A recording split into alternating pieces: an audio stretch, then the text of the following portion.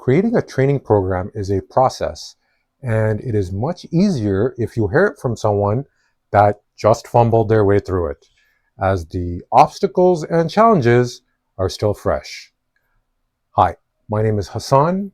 I am an aerospace engineer turned project management consultant, and I run the deadlyconsultant.com blog, the job board associated with it, and a training program that trains AI-proof data and fintech PM consultants to land 10K per month plus contracts. I have over 10 years of experience in the industry. I have various professional certifications. That's my skill set. I've turned that into a program. Today, I'll be showing you how to turn your skill set into a profitable course, academy, or Skool.com community like I did. Now, I'm not affiliated with them, but that is what I use. Okay, so we're going to start with what's called gathering your ideas. And this is the first phase. The first phase is ideation. And this phase will help support the later on output of roadmap and project plan. Now, ideally, you would have notes to refer to jog your memory. So, for example, I keep a journal with my to-do lists for the past 10 years or so, and whenever I had an idea, I had a little system where I would put a little flame icon, and I sprinkled that throughout my to-do lists as the ideas came to me. And that allowed me to have a collection of journals I could refer back to for making the program that I was working on. Now, I started doing this bookmarking via symbol technique as ideas came to me about 5 years ago. And I thought I should productize my knowledge, and that allowed me to go back and do it. There's multiple ways to do this. You could just keep a note on your phone. You could do it that way. I like the pen and paper for to-do lists. There's something about writing with a pen, studies have shown, on paper that just activates more neurons and your brain works a little better. So I'm a fan of that, but I can also understand that if you want to use a different system. Now, if you haven't been logging your ideas for this, start now. But if not, even if you have to-do lists that are spanning back for a while, those will become very valuable because you can use those to jog your memory. And you can do things like go on a walk, look at your to-do lists, and come up with new ideas and force the thought pattern. Okay, next we're going to cover the topic of tracking time. And the other thing I recommend that I found to be very important is to track your time. So I made what's called a focus log, and you focus on the inputs, which is your time. That's what you focus on. Otherwise, you might go crazy during this process because it took me a while. It took me over a year. You can download my focus log in the description. Although it's very easy to make. I'll show you a picture of it, but each vertical column is a week. So you'll have Sunday, Monday, Tuesday, Wednesday, Thursday, Friday, Saturday. And then you move over one and you repeat. And each one, you just enter the number of your focus hours, you center justify it, and you shrink the columns a little bit, and you have a square looking table. So it's nothing fancy. That's how I built it. I didn't even put headers, but I've been using it for years. That's why it looks a little fancy now. And you can apply conditional formatting as you need to. And my system personally is anything over 11 hours is green, 11 hours of pure focus, and use something that would work for you. But this is how I gamify the process. The important metric here is the running total of the hours worked in the previous 7 days. Okay, so not the week, not Sunday to Saturday, but more the previous 7 days, because this allows you to bypass the excuse of, oh, this week's already written off. I can't hit my target of X amount of hours this week. So it's a running total. Okay, so for me, I keep that running total, and ideally mine stays above 70. I'd like to have it at 80, but I always have to strategize how to get there. Sometimes I get there, and other times burnout comes, and I have to pull back a bit. So it's a game of strategy, a game of pushing yourself with various techniques, which I'll go over. But I'll touch on burnout at the end, because if you're trying to push yourself through this and really go all out, it is something you will have to manage. So while you're doing all of this, be vigilant. As soon as an idea comes to you, write it down, because these ideas are like clouds. You have to catch them. When you see them, write them down, or they're gone. And if you build this habit up of catching the ideas as they come to you, you will have a much better product than being lazy on this one step of the process. Okay, so the next step is what I'm going to call the optional solitude step. This is optional, but this is how I did it. So what I did was I went to a remote location where I could work in full solitude so I can think and not be distracted. And I picked an activity that allows me to think well. So it's a combination of walking and driving. For me, exploration is something that I find very amazing. And in this case, solo exploration. So this is what I did. I went from my location, which is Toronto in Canada, and I drove to Cabot Trail, which is on the East Coast, and it is an extremely scenic driving location. And I spent some time there. I spent over 3 months there. And this was in the dead of winter. So really, there wasn't anybody there. And I covered 10,000 kilometers of driving around Cabot Trail and that area at random. It takes 10 hours to do the whole loop. But that's what I did while I was doing this. Okay, so now you don't have to go this bananas, but I took a page out of Enzo Ferrari's book, who is an obsessive, like Kobe Bryant. I mentioned Kobe Bryant because there is a book I'll touch on in a bit that goes over a relentless mindset. Now, Enzo, he is a relentless innovator, and he was very passionate that the location infuses magic into your product. Okay, now I know that sounds a little far-fetched, but there is some truth to it because your state of mind changes. And specifically, he said there are innate gifts that are a peculiarity of certain regions that transfer into your industry or product that you're working on. And these propensities may at times acquire exceptional importance. Okay, so some of these characteristics that this approach elicits becomes important down the road. It could really help. And he actually talks about it with much more gusto. So he says things like the location of Modena injected a psychosis of racing into his cars. And he stayed there and he designed cars his whole life. He said his objective was to build the fastest engine and die, and that's what he did from like age 18 till I think in his 90s. He just worked on that. So I do find admiration from that. A very single-minded pursuit. Now, I'm not saying, go all that crazy and don't work till you're 90, but for my product, what I did was, for my ideation and discovery step, I took all of my notes, like my 10 books spanning 10 years, 10, 15 books. I went to this inspiring location, which was definitely a magical place. And for me, my thought process is this location infuses my product with an air of freedom, my number one value. Okay, that is what I'm hoping to increase in my students as well, that element. And relaxed in this location, I would read my notes and I would flip through them.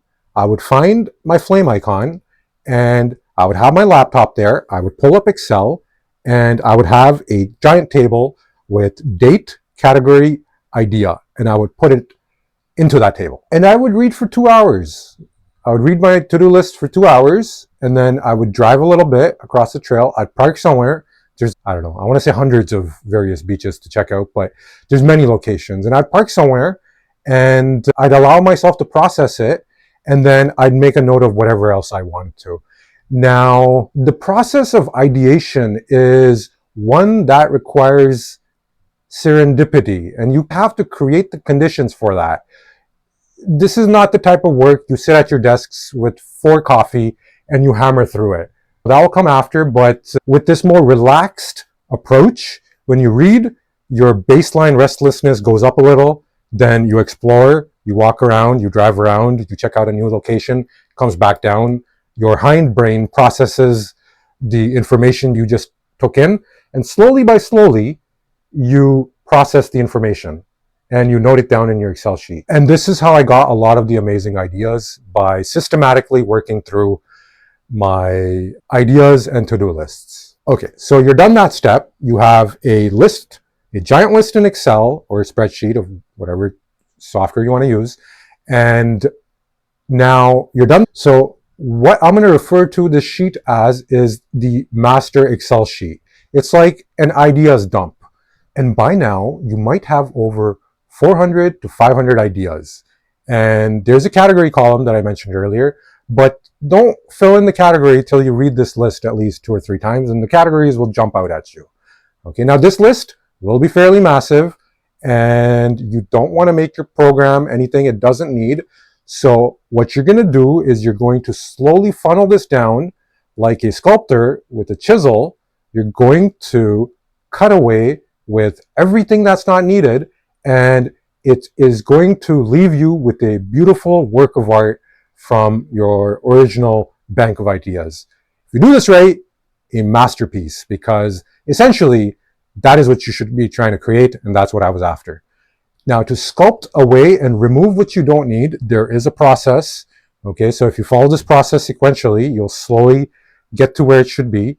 But you read, what I did was, I read the master Excel sheet list like 3 times. And as I read it, the things that jumped out at me, I put it into another Excel document called the master course outline file. So you have your master Excel file with all of your ideas categorized, and I put slicers so I can click on them.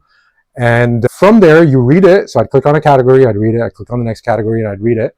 And from there, whatever jumped out at me, I would put it into the second file.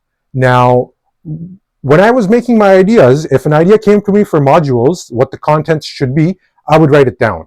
So while I'm transferring the information to the course outline spreadsheet, I am creating module title and a whole list of bullet points. And again, you're putting more than you need, but you're selectively taking things that you want from the original list. And once you have that, you take all of that and you turn it into a Lucid.app roadmap. Okay, so this is a roadmap charting software. I'll throw on a picture of what that looks like, but I'm going to just inject one step that I'm forgetting, which is once you have your course outline file, you will have more bullet points than you need. And then you read your course outline file again, and you remove all the bullet points that you don't need. And now you've taken a giant list and you have made an organized step with the course outline and lots of bullets, and then you have truncated them, and now you have a nice tight course outline file. And this is the output of all of the ideation step, and it is very valuable. Once you have made it here, it will feel great, and you will turn this into a roadmap. And because you have done the legwork, when you are looking at the roadmap, will not look too challenging. Okay, great. So you've taken all of your ideas, you have gone into a beautiful location, you have walked around, you have reviewed your to-do lists, you have collected your ideas, you have put them into a Excel spreadsheet, you have read over them, you have taken them, you have categorized it into a course outline file. And from there, you have read the course outline file, you have removed the bullet points you don't like, you have a basic structure of modules, and now you have the roadmap to make. Okay, so the Lucid roadmap. And now you are done making the Lucid roadmap as well. At this point, what you'll need to do, what I did, was create a Gantt chart. Okay, I'll show you guys what that looks like, but this allows you to make sure you are professionally managing the project and it doesn't turn into a hairball that grows out of control. So your Gantt chart is going to be your bird's eye view, and then you're going to use what's called a Jira board for managing your project moving forward. So you're going to govern yourself at the task level with the Jira board, and from the bird's eye perspective with the Gantt chart. Now, a Jira board works much better than to-do lists. And this is because a Jira board is a collection of to-do lists. And normal to-do lists just grow out of control, especially for a project of this scope. So take it from me as one of my biggest lessons, which is just to use a Jira board from the start, because I would use it for my consulting work, for project management, when I was managing a team of data engineers, but when it came to my own work, I wouldn't spin it up. And took me a few months before I'm like, these to-do lists are getting ridiculous. So I would say just use it. It's free for a team of under 10 people. So you can go to Atlassian.com. You can sign up. I'm not affiliated with them, but that is what I use. And it is an industry tool, and it is insanely powerful. Okay, so I'll explain in a couple of sentences how to use it, but you're going to use a trimmed down version of it. You're not going to go all out and use it the way organization would, technically speaking. Okay, so the way a Jira board works is you have lanes, okay, to do, doing, done, and you can customize them. And each lane you can put a ticket, which becomes a to-do list item for that lane.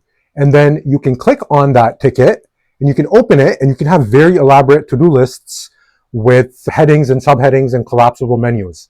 So now you might have 30 to-do list items on the board level, and each one is neatly organized, and it also contains, when you double click on it, sub to-do lists. So this is what makes it a collection of to-do lists.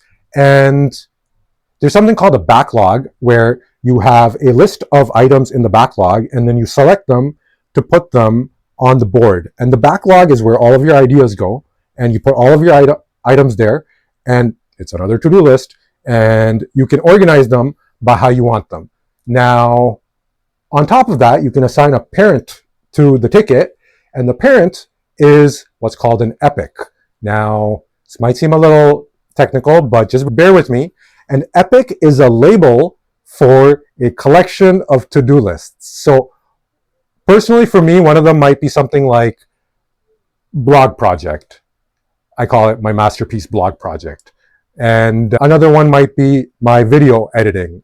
I run Hassan Hammer, which does hypertrophy vlogs. And then another could be media, another could be advertising, and so on. So now you have a bunch of lanes, and you can organize your tickets in a vertical fashion, the priority, and you can label them with an epic, which is the container for your to-do list. And when you click on it, you can open it, and you can have linear to-do lists, text format with headings and subheadings.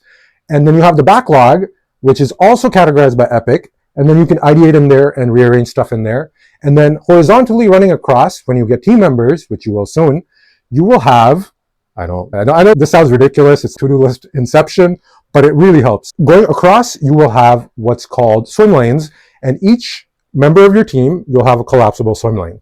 And this will save you a lot of headache, because it came to a point where I wouldn't want to go to my computer because I forgot what I was doing, and when I opened it, it would be like a 100-page to-do list, and I'd have to read the whole thing to remember what I was doing. It would take me like 2 hours just before I can start.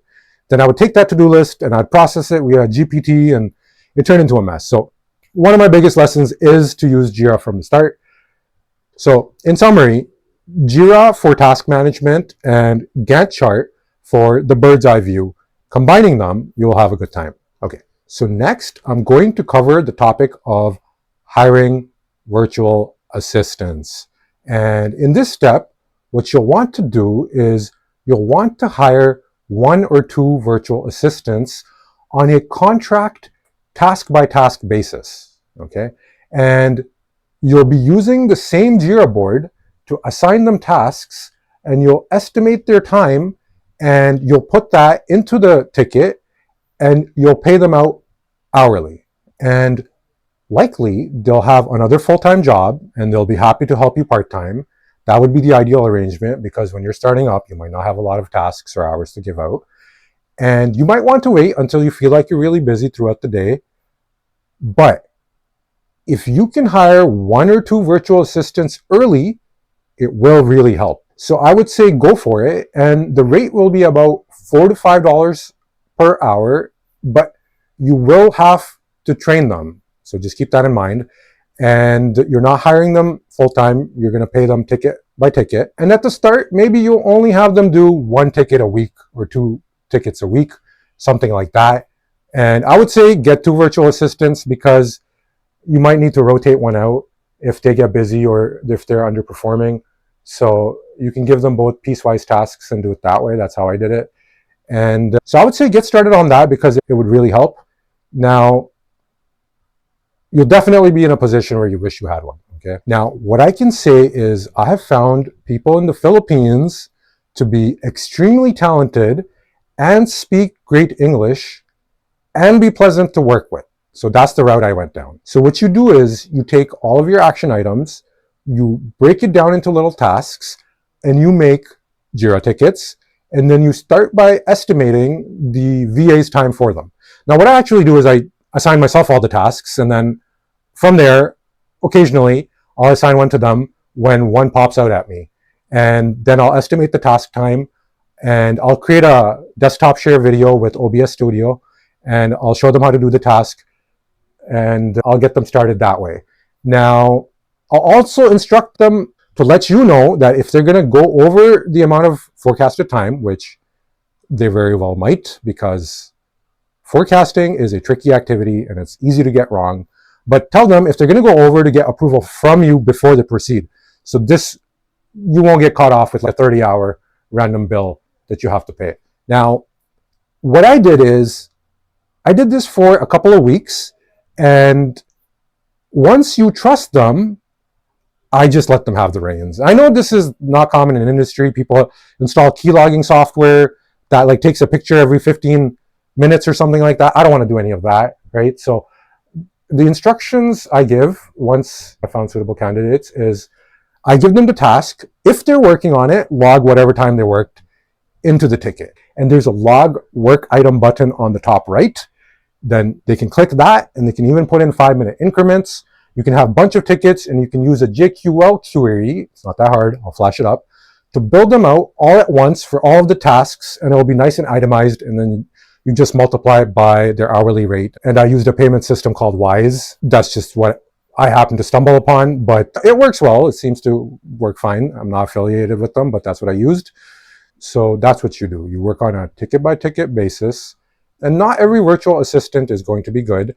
I did have to interview like 10 people and let go of 5 or 6 for underperforming. So you will have to put some work here, and you will have to do some legwork. But if you do it, you can find really good talent. Okay, next section, which is going to be a continuation of working with your team and with the Jira board. I'll just go into a bit more information on this because it is important. You do the tasks you need to with you and your team, and you get 1 or 2 VAs. And at this point, you just fill it and work off of the board. And what I mean by that is just make it a habit that any task you're doing, make sure it is on the board, because there is advantages to this. What it does is it allows you to create a specification artifact of your product, whatever you're making, because when you're done, all you have to do is look at the done column of your 300 Jira tickets, and what you can do is you can export them to a GPT of your choice and ask it to create a Wikipedia of how it was built. And you'll have Jira tickets, you'll have the to-do list within them, you'll have the epic labels, and so on. So if you do this right, you can have an amazing document of exactly what you were doing at the end. So that is the advantage. Try to just use this one task management tool when you do it. Now, the situation you'll run into is you're going to get stuck on one ticket, and your board is just going to grow out of control. You're going to get an idea, you're going to log the ticket, you're going to get an idea, you're going to log the ticket.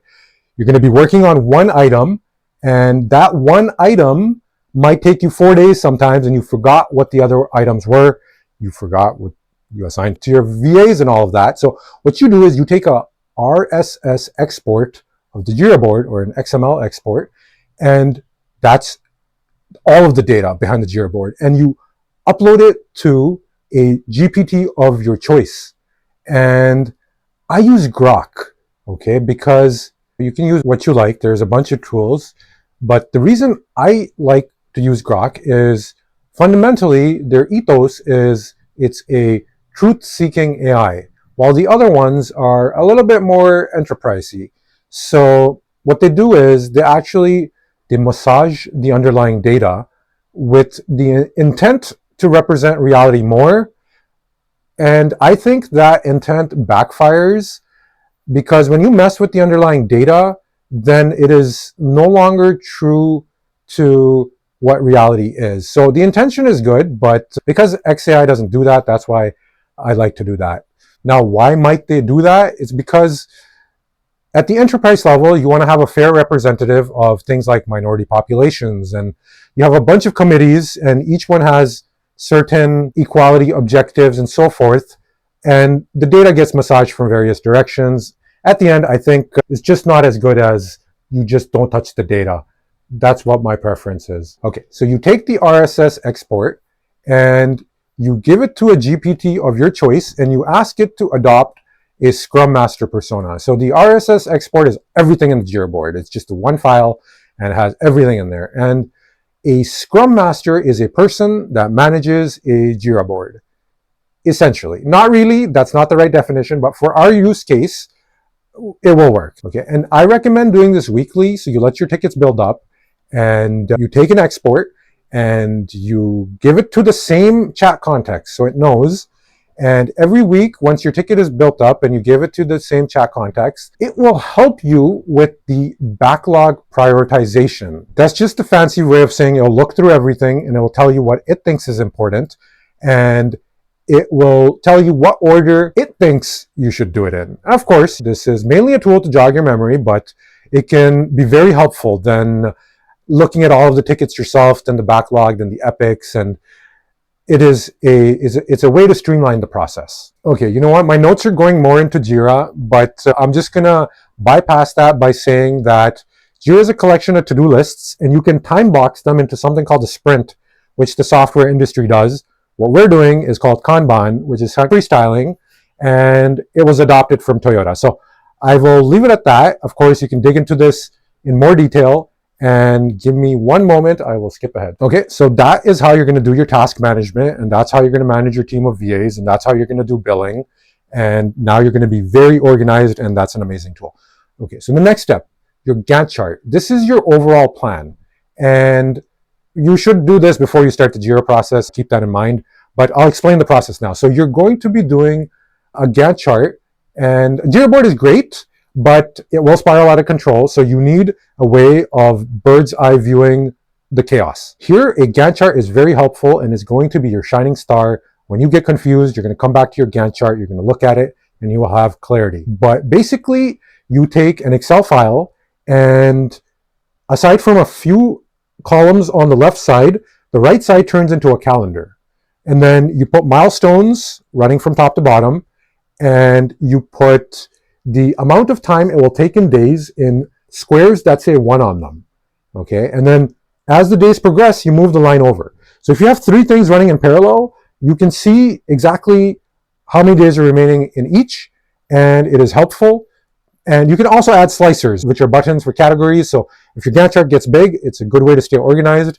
If you use this in combination with the Jira board, I find this to work very well. In fact, when I was the workstream Scrum Master lead of a team of 30, 20 of them were data engineers and the rest were like business analysts, which is against best practice because a team shouldn't be more than 10. That happens.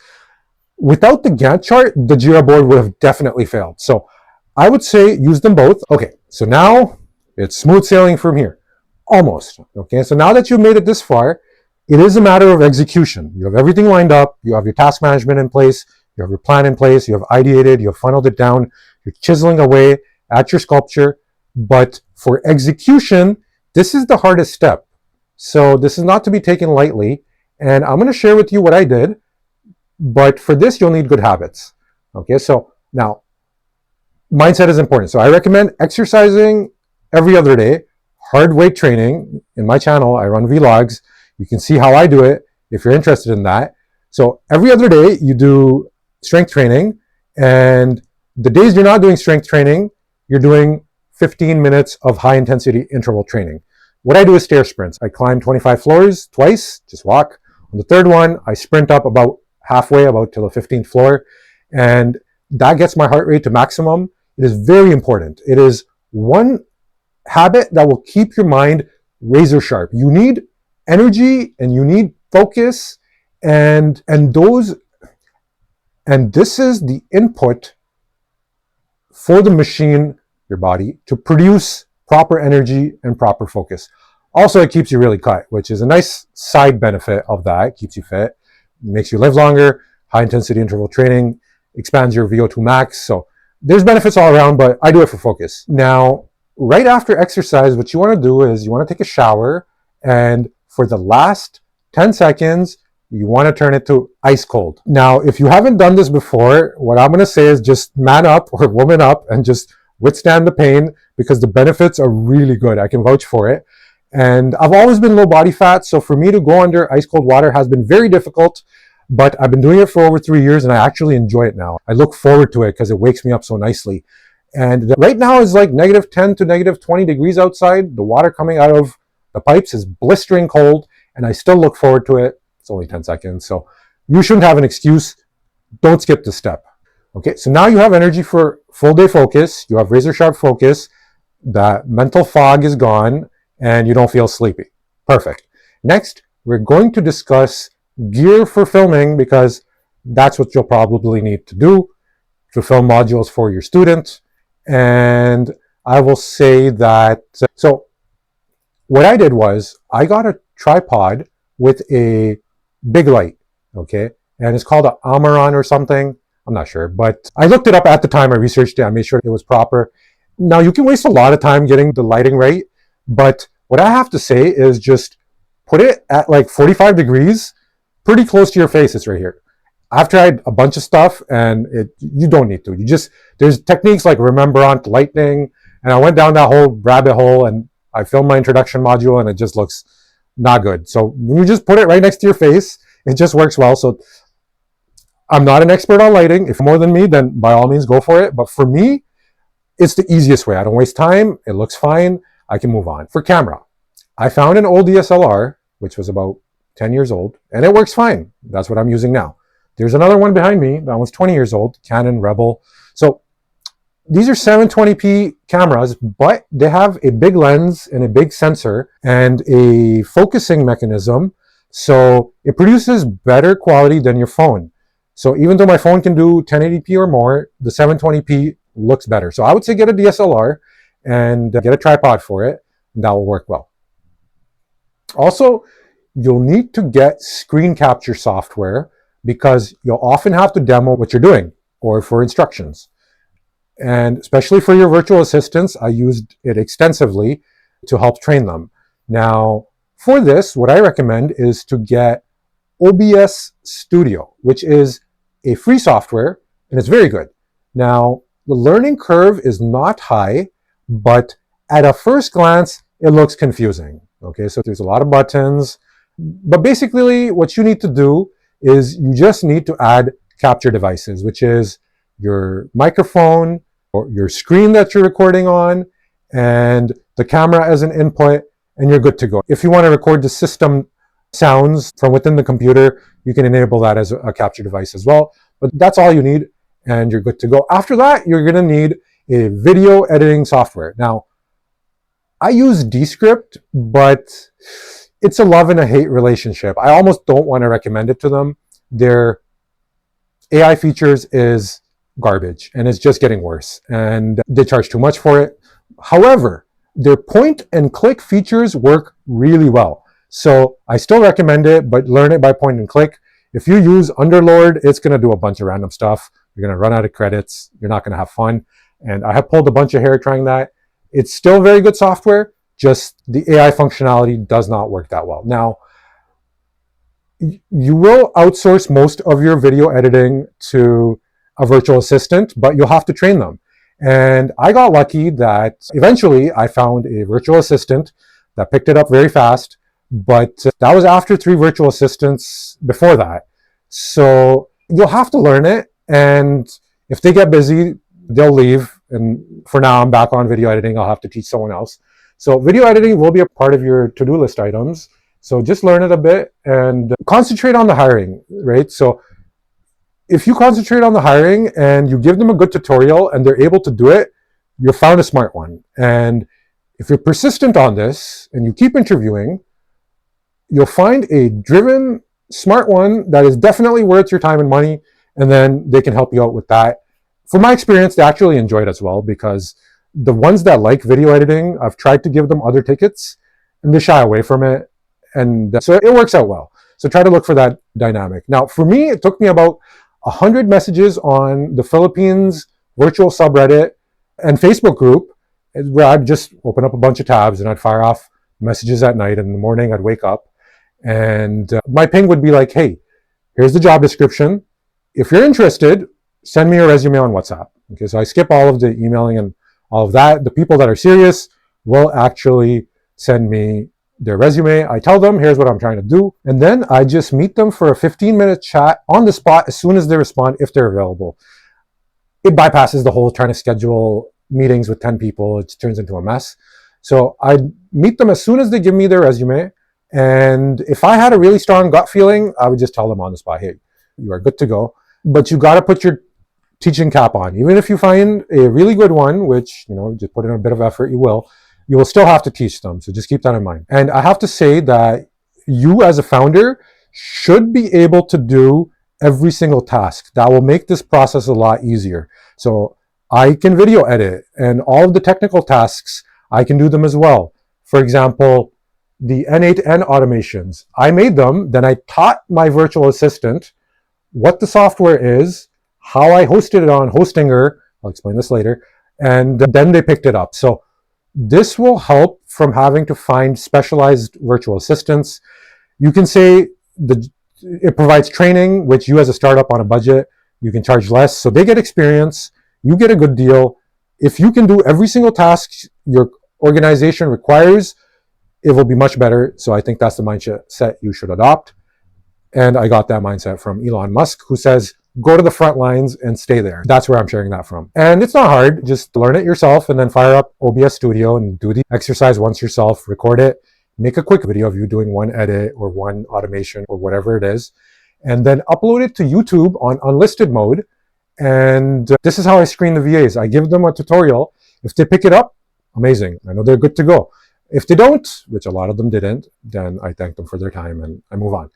And the uninitiated ones will have a hard time. So that just works well. Now, in parallel, what you're also doing is you're building up a body of knowledge. In case your VAs leave, then you'll have to train someone new, which is annoying, but at least you have the videos there. And the videos have transcripts. So what you can do is you can take the transcript, you can give it to a GPT of your choice, and you can ask them to make Wikipedia-style notes. They'll do it instantly. And then you take those notes and you put it into Confluence, which is a Wikipedia-like area of Jira, and it will make a tutorial. So what I do is every demo, I have the video and the Wikipedia of it as an entry in Confluence, and slowly the body of knowledge grows as you grow your product and organization. Okay, next, you'll need a teleprompter. That's how I did it. I'm using one now. I just write down everything on my mind, and then I put it into a file and I can read off of it afterwards. It makes it a lot easier. So I use an app called Nanoprompter, and it's just a basic teleprompter app. And I use it's called a two-way mirror or something, nothing fancy with a screen, but it's called Glide Gear, and it's just a mechanical device with a mirror, and I put my phone there. You don't need anything fancy, and that is good enough. Sometimes I even put my laptop under there when I'm trying to make modules, and even that works well. So I would say teleprompter does help. It does require some experience on learning how to use it. So once you make a couple of videos, you'll be fine. But basically, you need to know the script, because you just can't be like reading it and not know what you're saying, because it just won't work. It's not going to flow. So that'll be a challenge. And frankly speaking, I'm still working myself through that. However, it has gotten better. And then you get some accessory lights. I have these little lights behind me. I did some video research and they say put some complementary lights behind yourself, cyan and something in the red spectrum. It's aesthetically pleasing. So let's see if that's what that is. Of course, that's optional and all that, but I use the dark background. I find that works well. And there's many setups. So I'm not an expert on that. You can YouTube that yourself. Lastly, you're going to need a trading portal where people can actually log in and get the course material and training program and be able to ask questions, form a community, and all of that. So what I use is Skool.com, and I am not being paid to say that. It's just what I use. And the reason I use this is mainly because I respect Sam Ovens, the founder, and Alex Hormozi, the co-founder, a lot. I have learned a lot from them, and that's why I use it. If you have a preference, go ahead and use that.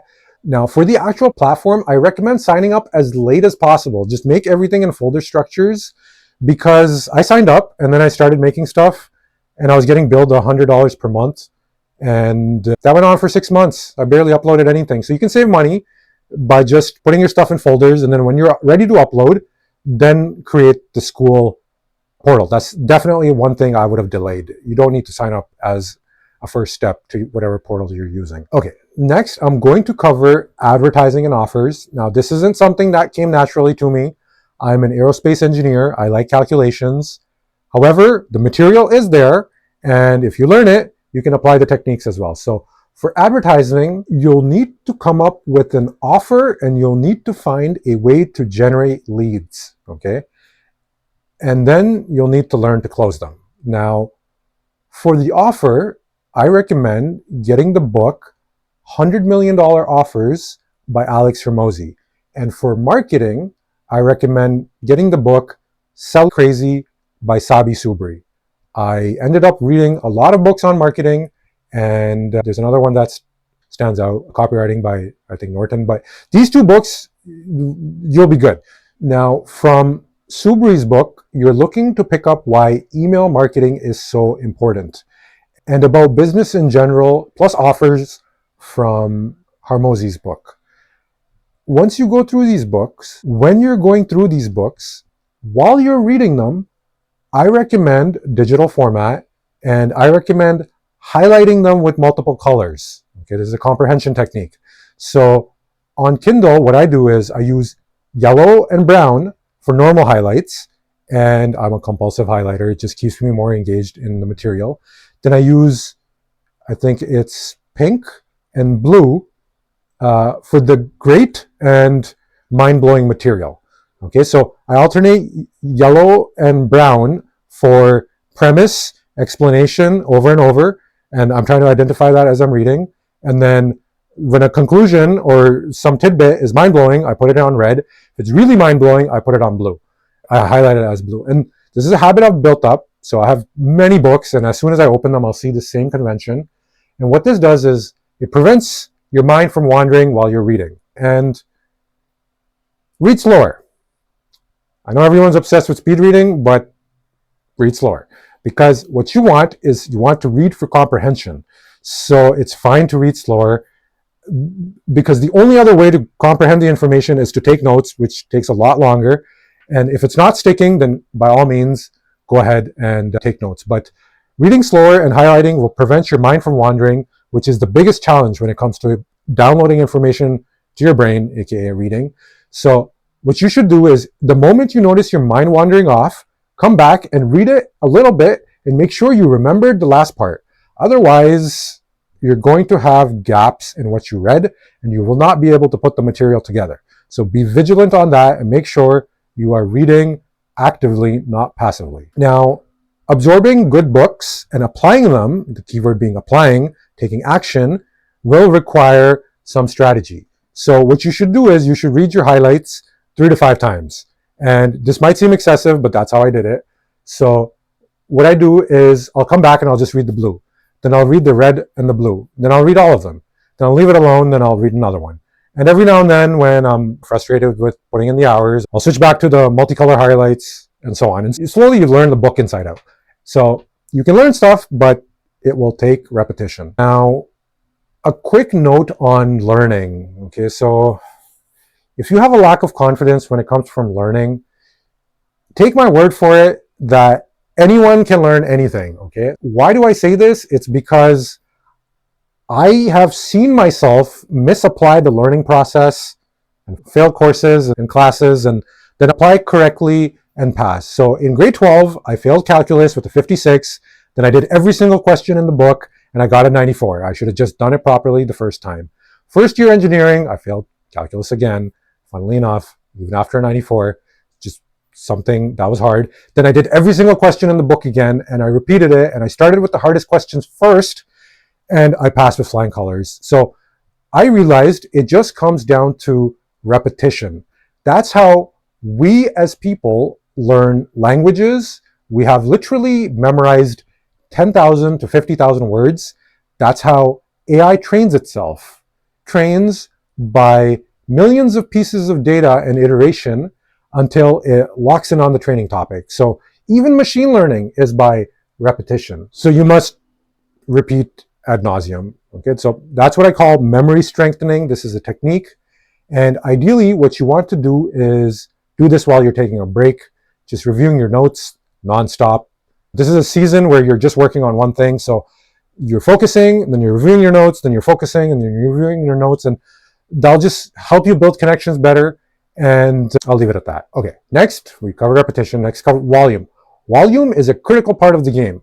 You need to put in so much volume, it would be unreasonable for you not to complete the item you're working on, or it would be unreasonable for you not to succeed. Okay, so especially when you're trying to pick up a difficult subject matter, that may be part of your program, it may not be. For me, it is. And put in the volume and you will get it. So you can think of it like trying to learn to walk, okay? Giving up is not an option. You just keep repeating it.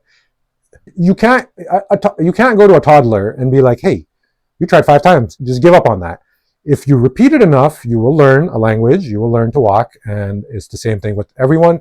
So what I'm trying to communicate is I notice when I observe people, a lot of them have a sticking point with, I can't learn this, I can't learn that, I can't learn math. And I'm trying to speak to those people that you have a limiting belief. It's not true, it just requires repetition. And maybe it will require a little bit more repetition, but it's not a binary, it's a spectrum. Yeah, I'm going to stop on that topic. We're going to move forward. We're almost done. If you're still with me, I appreciate it. Hopefully this information is valuable. Next, we're going to cover commodities and market selection. Now, when it comes to your offer, basically you want to start with making sure you're not presenting a commodity to the marketplace. So for example, if you're selling a banana and all of the other merchants are selling a banana, then you can only compete on price. And this is the worst situation to be in, because if one person is selling a banana for 50 cents, the only way you're going to get the clients is if you sell it for 49, and that's the name of the game there. Then they're going to sell it for 48. And so it's a race to the bottom when you're selling a commodity. You want to stay away from being a commodity at all times. And that's exactly what makes businesses like restaurants so difficult, that it's all a commodity unless you find a way to differentiate yourself or open up 100 locations and then sell it. Now, if you get this right, the buyer is put into a position where they are forced to evaluate the value of what they're seeing from first principles calculation, and not by analogy, and not by comparison or analogy. A banana is 50 cents, you see another banana, it's 51, you're like, I'm not buying that. Now, what if you see a dragon fruit and you're like, wow, what is that? And you've never seen one before. So what you'll be forced to do is you'll be like, how much protein does it have? And how much does it weigh? How many calories does it have? What's the dollar per calorie ratio? Because you just don't have a reference. So you will have to evaluate the value. Now, I know fruits, you don't do protein and all of that, but that calculation mentality only comes in if you're not a commodity. So you want to avoid comparison by analogy at all costs. And you do this when you're selling something unique, you get a big advantage. And now when you have, this is when your specification sheet comes in. You break down your offer, your product, your service into its constituent elements, and you assign a value to it. Okay, so you do that by yourself calculating it from first principles and offering that to the client, and do this correctly so it makes sense, but now you're not a slave to market demand economics. Now, I recommend a book called Almanac of Naval. It's a book dedicated to Naval Ravikant, who is a very intelligent person and a Silicon Valley entrepreneur. And what he says is productize yourself. The main message is productize yourself. The first half of the book is about business. The second half is about happiness. I'm just going to say you don't need to read the second half. If you read the first half, you'll be happy, but it is a good book. The first half is really good. Now, the productize yourself ethos will come down to your unique advantage, what skill sets you've built up, what your industry is, and so on. So I'll pause on that topic, but productize yourself is important. And next, you want to look at the market that you are going to be participating in. And you want to make sure it's a neutral market or a growing market. Market strength is the number one factor to success. A hot dog stand will sell out outside of a game late at night when nothing else is open, but it would be poor business in almost any other location. So spend some time and make sure that the market you're in is not shrinking. You can look at metrics like TAM, total addressable market cap, to get an idea of how big the market is. And you can look at the rate of TAM growth to get an idea of if it's growing or not. Or you can just ask GPT nowadays, it'll just tell you. But you want to make sure you do that research and then get a list of competitors and then see how they're doing. If all of them are doing good, then it looks good. If all of them are doing bad, then don't go there. I'll give an example on that. Newspapers was a shrinking industry while online news was taking off. You don't want to be a company that's selling goods or services to newspapers when they're shrinking. Even a skilled entrepreneur will fail in a situation where the market is shrinking versus a noob entrepreneur who is in a growing market will do well regardless of making a lot of mistakes. So this is an important point. Make sure you nail the market. And now let's move on to building the offer. All right, now building the offer. Okay, so when it comes to offer, you want to parse your course outline and the material again, and you want to break it down into features versus benefits sheet. Here, both Sabi Subri and Alex Hormozi, they overlap. They call it different things. One calls it trim and stack. The other calls it features and benefits table. But basically, it's the same thing, and they both advise to go into insane detail. Okay, so you want to make sure you're not just listing features. You want to make sure you're very clear what the benefit is. And then you calculate a value for each feature and benefit, and you total that at the end, and that is the value of your offer. And what I did was I gave a ridiculous multiplier discount. Okay, so what's it called? I think the value of my program came out to be about $180,000. Now that sounds ridiculous because you haven't seen the specification document, but keep in mind, these are high-end consulting jobs that you will get 10 to 18K a month take home, and you get to learn things that took me a decade to learn, creating a custom PPM software that is vendor grade quality, and it would cost 60K for a company to implement. So if you know how to do that and you're able to get these contracts, then what I'm going to say is don't write it off as just sounding like bullshit until you see the specification document, because it will break it down and I think it will make sense. And it's on the Training Academy. You can go have a look if that interests you. Now, you'll have a main component to your offer, which is going to be the element that performs the transformation. Okay, so for me, the roadmap modules are worth 100K. And that might seem ridiculous. How can they possibly be worth that? And I give a 20x discount on that. The price of the program is $5,000.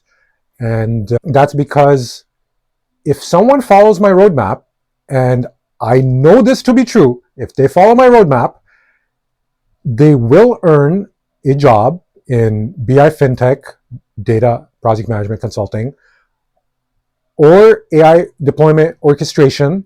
Okay, so either of those industries, at least $10,000 a month. And now that they have turned into a professional who's capable of management consulting for project management in these domains, these very high value domains, from the roadmap modules in a very real way, when they do that activity for 10 months, they will have 100K in their bank account. So that's how I'm calculating that. Now, talk is cheap. I can just say that. You have to back it up. And what I do personally is I give a double guarantee. One is an outcome guarantee, which is I will work with them one-on-one until they do. So I'm guaranteeing it with my time, which is actually a huge guarantee. So I guarantee the results. The second is a satisfaction guarantee, because I can't guarantee they'll do the work, but I can guarantee that they'll be satisfied with the level of service I provide for the amount of money they have given me for the program and the value they have returned in exchange. And if they feel that to not be true for whatever reason, what I mean by that is if within 30 days they're not satisfied, they'll get a refund, no questions asked. Okay, so double guarantee on top of your offer is, be confident in your product, make it correctly, and you'll be able to do things like this. And make sure ultimately, you got to make sure the student gets results. If you're doing that, then you have a product. Now, even if you did do all that, the strong guarantee will keep you up a little bit at night. You'll have a oh shit moment, but that's how you know you got the guarantee right. If it makes you go oh shit, that's a good guarantee. Okay, so you want to look at this from the perspective of the client. You are here to serve the client. Okay, so if it's a safe guarantee for you, then it's not a great guarantee for the client. And that's the way to look at that. And these topics actually cover the marketing book, the offers book completely. So it starts with what an offer is and why you need to make a grand slam offer. And the offer must be really good. How do you do that? Before you get there, you want to make sure you're not a commodity, and you want to make sure that you're in a growing market. And then after that, you identify all of the problems, you solve every problem, you do the trim and stack, or the features and benefits, whatever you want to call it. Then you assign a value. Because you're not a commodity, you can do a bottom-up calculation. And from there, you layer on bonuses and guarantees. And don't quote me on this, because now I'm riffing off the top of my head. But this is why the highlighter technique is good, because you actually learn the material. Okay, so that's just the demo of that. And Sabi Subiri's book is equally good. I don't know that one as well, but that one, I would say the customer client avatar is very important. So you need to know your client at an intimate level. You need to know what their fears are. So for me, I know that programmers and tactical project managers, they face a real problem. Asana AI and Monday.com can already automate scheduling, and companies will just cut them. Like, if you can do it with software, why are you going to keep someone? The same thing happened when tractors came out and farm labor was automated. That role didn't exist. Technology progresses and it increases the economy, and it has side effects. So I know my audience has a specific pain point, which is programmers face this problem, and tactical project managers face this problem, and business analysts face this problem. But there is a solution. They can pivot into orchestration, AI, deployment, project management roles. You just cannot go there, though. You need to work your way up. So my program offers from the ground up knowledge, which is project management professional, which is a gold standard certification, then professional scrum master, and finally AI orchestration deployment professional project manager. You put all of that together, and my 10 years of trench knowledge put into modules, portfolio item, instructions on how to get that job. Put all that together, I'm in a very real way solving a very real problem for a very specific client avatar. So the important information from Sabi Subiri's book is client avatar, high value content offer, HVCO. Alex Hormozi calls this your lead magnet in his second book, $100 million Leads. But I would say these books are fantastic. If you're stuck on marketing, go there. I'm going to get back on topic, because otherwise this will get too lengthy. And I apologize if it is lengthy, which it is. However, I do feel this is over a year and a half's worth of knowledge that took me blood, sweat, and tears to get. So hopefully it's valuable to you and I'm not wasting your time. Now, next section, motivation and focus. And you will need motivation and focus to perform long stretches of work. So I'm going to cover this topic.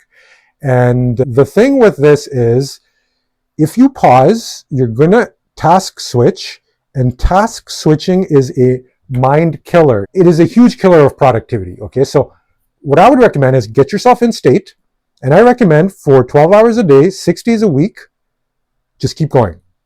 Treat it like a sprint. Treat this entire project, whatever it is that you're working on, like a season of your life. Just maybe you got to work for a year straight, but the next season will be you might not even know how wonderful it could be. So whatever your motivations are, first you put in the season of work, and then you put in the alternate season of whatever that may be. You can call it enjoyment, or you can call it, I like to start another company, but you do it one season at a time, and this season you just go all out. Yeah, so I've been actually at this for about a year and a half now, and I'm hoping I can do digital nomading and all of that, but I don't want to start until I am properly finished my tasks, because I don't want to get distracted. Don't change your environment. Go on a sprint. Just stay true to your season. Yeah, so what I'll probably do is I think I will go to Philippines and assemble a team in person and build a bigger team, because it would be nice to join the AI software race. The trend is happening, so why not? And that would be nice. That is a huge motivation, but let's see how that goes. Whatever your motivation is, use that as your carrot. Okay, next I'm going to cover tactics of actual motivation. This is what I personally use. It's a multi-layered approach. I'm sure you have your own. I'll just share what has allowed me to work often 60 to 80 hour weeks. The first is brown noise. You just want to find a nice, deep brown noise track and repeat it for as long as you can tolerate it. I got this one from Lex Fridman, the MIT professor and podcaster, but it works very well. It feels like you're in a giant vent of some sort, and for whatever reason, it's extremely calming. And so that's one technique. The second is pick a song with a constant tempo. So the song I like is Faxing Berlin by Deadmau5, and I've been listening to this since my engineering school days. And in fact, YouTube summarized my year's end data for the songs I listened to, and for Deadmau5, Faxing Berlin, it said something like ridiculous, hundreds of hours. I forget how much. I think it was like 500 to maybe more. But pick your constant track, whatever that is, and find a nice track, and you can really zone in on that. Okay, after that, if all of that gets boring, what I like is gym grind AI music. It sounds strange, but it's a new genre of AI music, and it really amps me up. It's something I can actually listen to often for the whole day, for 12 hours, and it cognitively doesn't load you that much, and it really fires you up. I like that, but if you do cold showers every day and you're fired up every day and you just do this nonstop, you will face burnout. So you want to have some chill approaches every now and then as well, but that is a good approach. And lastly, when all of that wears off, what you want to do is you want to pick a song that hits you in the heart, like with a metal baseball bat, just knocks the wind right out of you. And then you want to pick a specific phrase, and you just want to repeat that over and over, that one phrase that literally lights you on fire. Okay, so whatever that is for you, if you find that, it is one of the best ways to get in the zone. And being in the zone really is where the magic is. All of these state building techniques is to get in the zone. The exercise, the cold shower, and get good sleep, at least 6 hours is what I need to do. But finally have that one song that lights you up. I'll share mine. For me, it's a song called Time by Pink Floyd. And there's one segment that I just repeat over, and it never fails to light me on fire. And it is just lyrical brilliance. So I'll share what that is.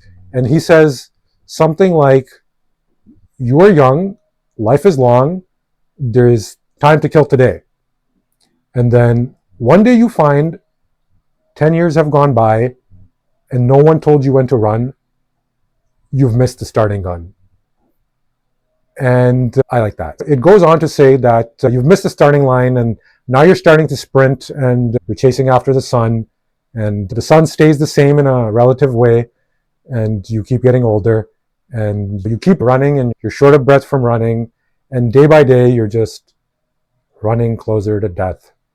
And that's what that is. I know it's not very positive, but if you have a stoic taste, you'll know what I'm trying to get at. Is you have a finite amount of time, use it wisely, and if no one has told you the gun has gone off and you need to start sprinting, then let this be your sign. I'm going to conclude by saying the gun has gone off and you got to sprint now, like your life depends on it, because it really does. So that's a beautiful song, and that's what I do for music and motivation. Okay, now you're not going to be able to work all day, so what you got to do is you got to take a break. And when I take a break, what I do is I listened to a book called Relentless by Tim Grover, and I have listened to this over 100 times. I have read this over 20 times, and it is one of the best books I've ever read. It is the number one book I have ever read.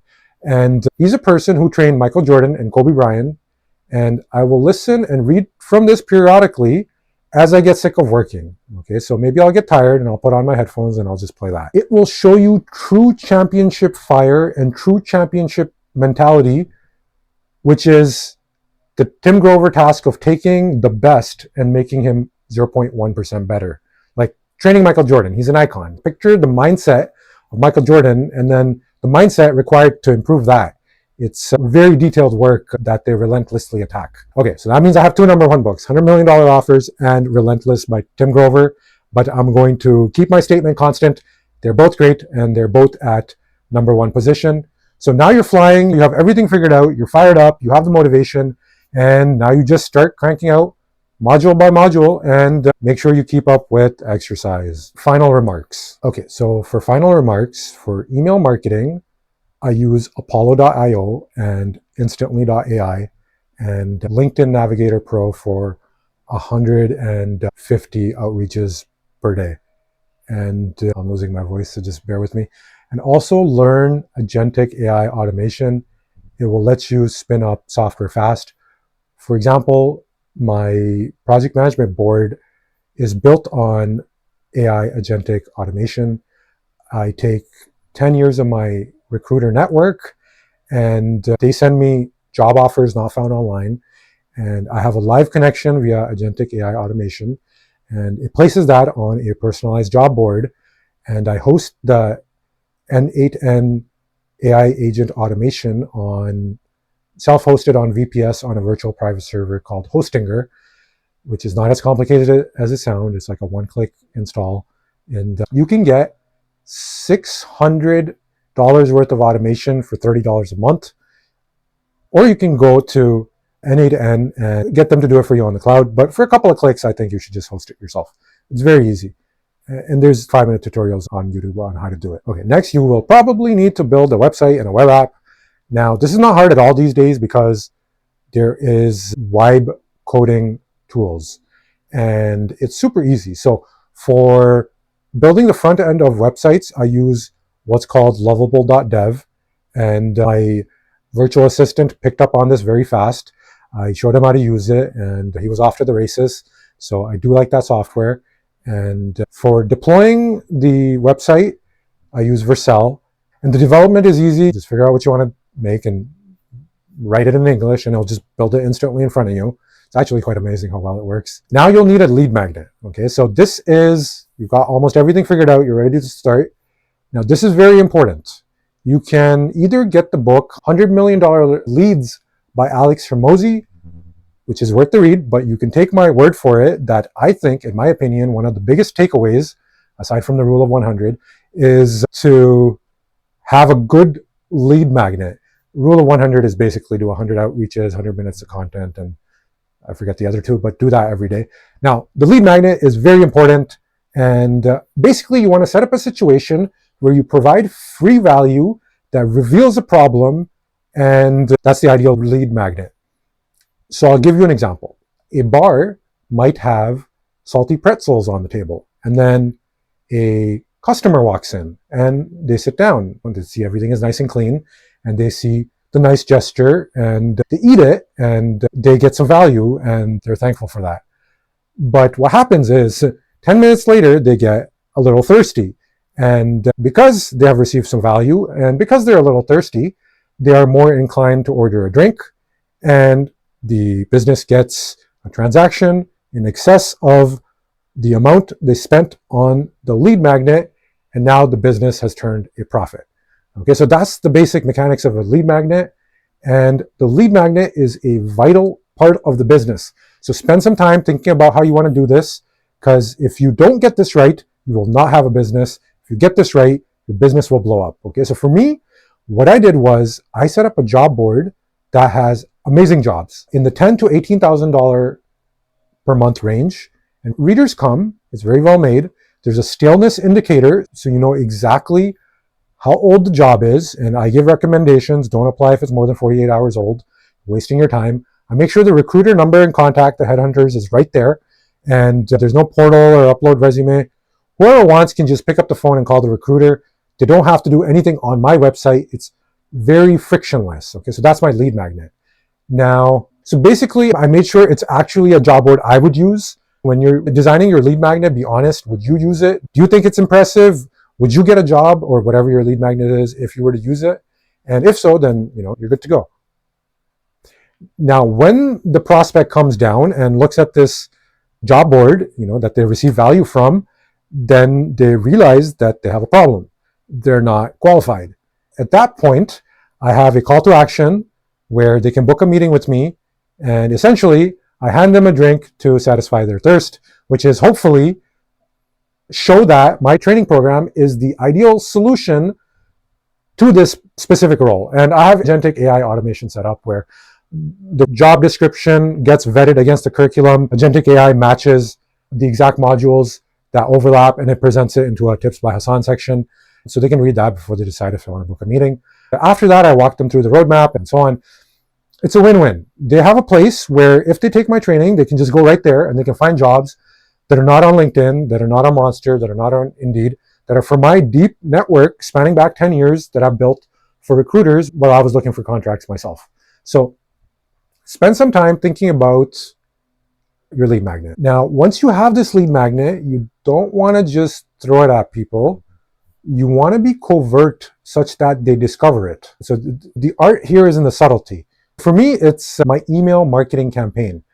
And I send an email, make it look like it's coming from a friend, don't make it look like it's coming from a company. Use informal speak, which I have a hard time with because I like to speak in a formal fashion, but use informal speak. And if it's a friend, you open their email. If it's a company, you throw it out, junk mail. It's just the nature of email. For the email marketing campaign, you have your body. Underneath that, you have your signature. And underneath the signature, you have, the way I did it is I have my LinkedIn link. It's just one link on the entire email. Of course, they're going to click that link. They're going to snoop around. Why not? It's too tempting not to see. And if they're somewhat interested, they would be inclined to check out the profile. And when they do, they will go in there and they will discover the job board on their own. Okay, so it'll take them to my LinkedIn page, which has a beautiful graphic with a video about my blog and my board. And they'll go to the blog, they'll go to the board, and they'll discover it. And that's how I present my lead magnet with subtlety. Now, hopefully, if you do this right, you are not taking shortcuts. You are operating with the client in mind and truly looking to provide value to them. They'll be in a position where they're impressed by your product, by your lead magnet, and now they're open and receptive to an offer, which you can now make them on a strategy session. And of course, you can monitor all this. If you blast off 1,000 emails, you can see the number of visitors on your job board page or your lead magnet page. And if you sent the 1,000 emails this morning and you see a spike on your lead magnet page, it's working. And if you don't, then, it's not. So there is a correlation that you can look at, data analytics and all of that. Okay, I will conclude by covering overcoming difficulties. And I will say that difficulties are the norm. Things will break. For example, I crashed my Porsche into a pole the day before I left for Cabot Trail. And yes, that made me sad. I lost my car. It was my consulting, project management, reward to myself for learning everything inside out. I bought myself a manual 718 Porsche and I crashed it just before I started my next season. But you ignore these things and you keep going because obstacles are the norm and catastrophic stuff will just happen. You just focus on the goal and nothing else matters, and you accept the paradigm that the road to paradise starts in hell, where paradise is the end of your season, whatever that might be. And that's how it works. And because that's how it works, from my observation, you need a compass, okay? And this compass is pain. You have to train yourself to love pain. You'll see me talk about this in my leg workout videos where I do 20 reps with 3 plates and I just destroy my legs until I drop the weights. So seek situations that are painful. That is your compass. That means you're on the right path. So if you're sitting there breathing heavy on your computer from focusing for too long, good, stay there. That is where magic happens. And I think I will end this with saying the greatest piece of advice that I think I can give on this topic, might sound ridiculous, it is don't think. Okay? Turn the brain off. The brain is a master at sabotaging you. If you overthink, you will make mistakes. You will make mistakes with your product. You'll make mistakes with your team. You'll have a bad time. Okay, so turn your brain off. You plan in the morning and you get your calculations done. But after that, you turn the grandmaster of sabotage off. So you make sure it doesn't ruin your plans. And then what you want to do is you want to act in ultra instinct. You're not thinking. You can be sitting there on your computer and you can be hammering away at your keyboard and there's nothing going on in your brain. That's where you want to. And the mindset to adopt here is you want to be like a gamer. So on my computer, I actually have a attack speed calculator and I have it running on my desktop that tracks my actions per minute and APM, highest APM, 480 at 6:55 a.m. Okay, so that's approximately like 100 words per minute in typing, but you want to get to the ultra instinct spot where you're like a StarCraft player and your fingers are moving fast, and I have an alarm that if they're not, it goes off, and you just relentlessly attack on instinct. Turn your brain off, turn your instincts on, get in the zone and stay there. Don't task switch, get in state, get in the zone and focus. That's how I did it. Now, all of this might cost you a lot. It's very challenging, but it will reward you with more and you will grow from it. Regarding burnout, okay, so my opinion on burnout is find your limit. Push until failure, okay? So this is from my exercise mentality, but if you've never done this before, this is going to freak you out a little bit, but push until your body cannot take it anymore. You're stronger than you think, okay? So how do you know you'll get there? And so what I have is, I have my Oura Ring, which is 5 years old at this point, but I'm not sponsored by them. The one metric you want to keep track of is your heart rate at the deepest point of your sleep.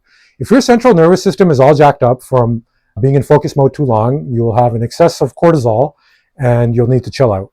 And you'll know this because your heart rate at the deepest point of your sleep will be more than 20 beats per minute higher than it usually is.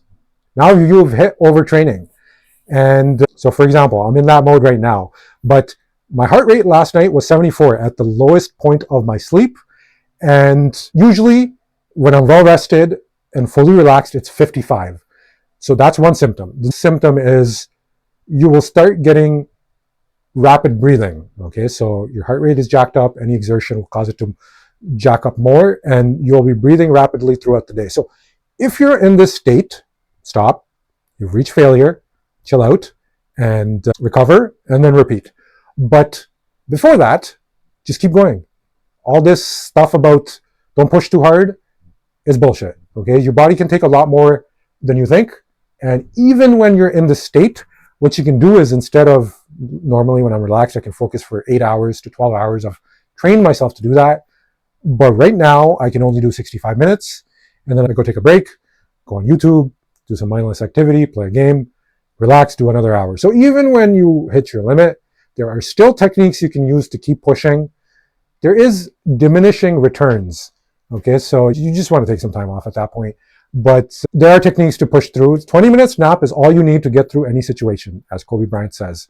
And with all of this, you just keep going.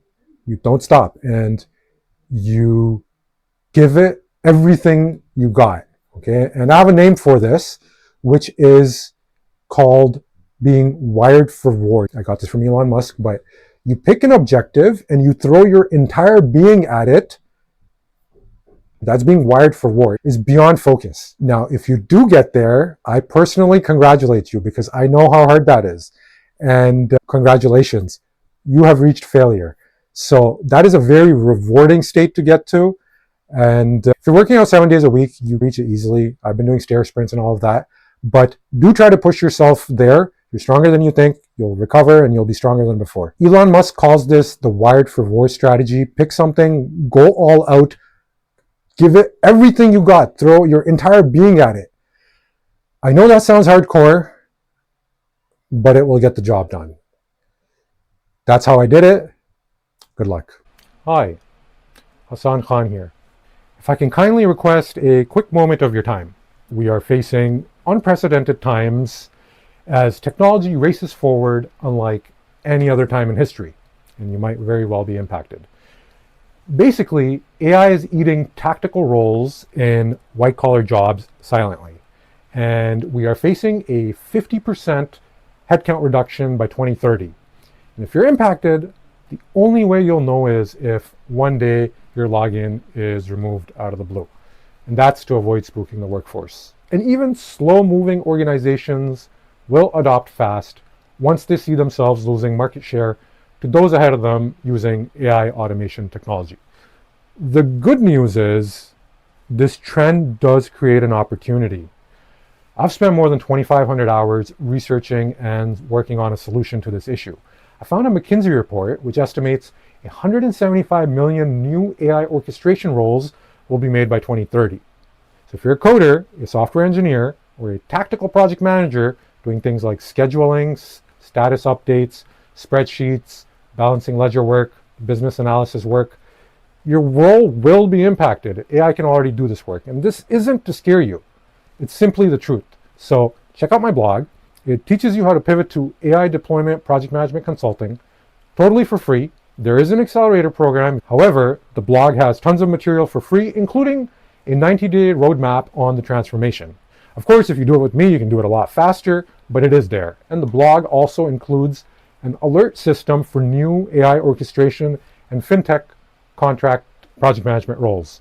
And I made everything myself. All of the tools, the articles, the training portal, and so on. So I encourage you to check it out. Appreciate your time. Thank you.